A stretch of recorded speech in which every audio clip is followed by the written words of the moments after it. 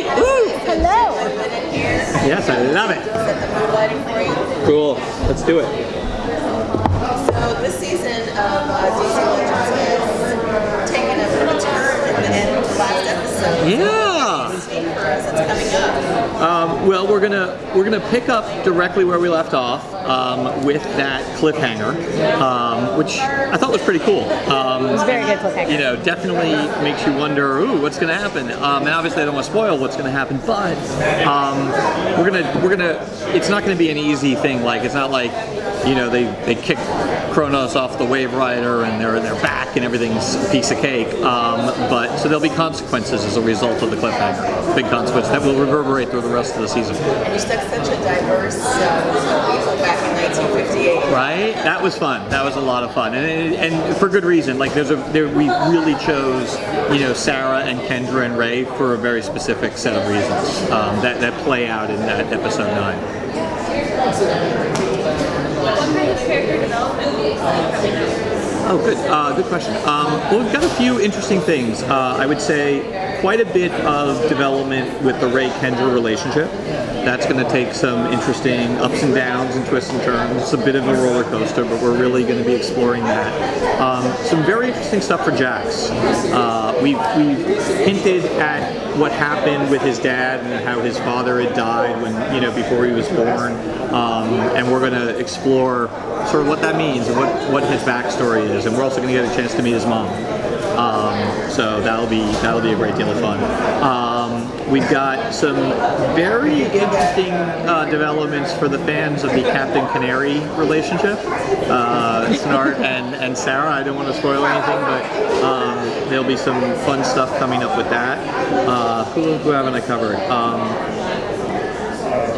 I would say there's quite a bit of development with the Rick Savage relationship as well.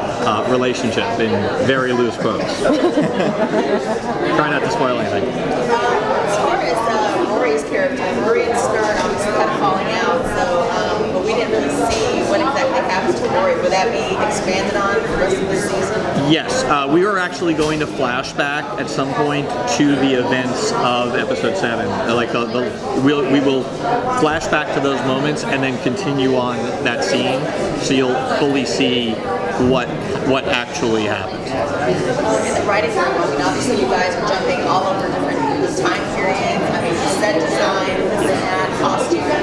What is your inspiration for all these different time jumps in those specific time eras? You know, sometimes it's story.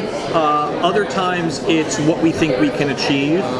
For example, in episode 11, we go to the Old West because we knew that there was an Old West town that we could go into and redress and sort of spruce up.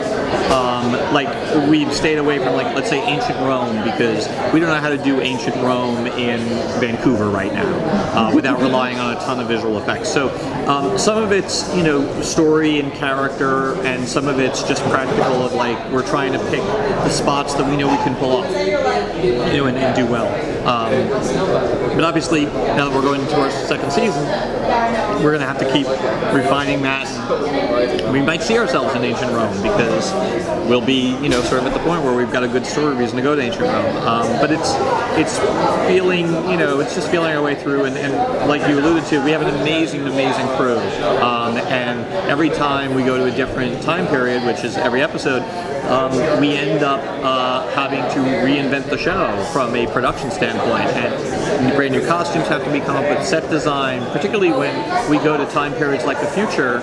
We're going to go to 2 time periods of the future, 2 versions of the future that we haven't been to yet, and that requires a complete reconceptualization every time we do it because there's no research to do. Obviously, we can't, like, it's not like when we go to the Old West or go to 1970s or go to 1958 where we can actually research. Like, you know, Vicky Mulholland, our costume designer for the future, had to come up with a completely new wardrobe, which you'll get a peek at later on today at the Sizzle Reel. Awesome. Do you have any dream time periods? Budget be damned. Oh, good question. Really good question. You know, I keep saying ancient Rome. Probably ancient Rome would be a lot of fun. Budget be damned. You know, I would love to explore, like, New York in the 1920s. I think that would be a great deal of fun, and I think we would actually pull that off really well. But and I'd love also to get out of sort of North America and not just go to play fictional countries in Europe, go to real countries in Europe. I think that would be a lot of fun. Time for this will have to be the last question. Beautifully to hold everyone together, but along with the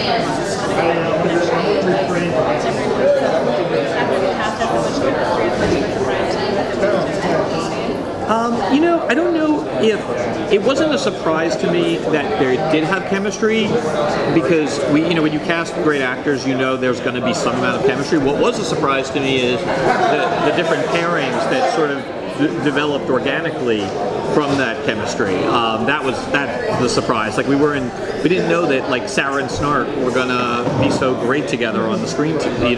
We didn't know necessarily that Sierra and Brandon would have chemistry. So it's not completely unexpected, but the way it was unexpected. Awesome. Thanks, guys.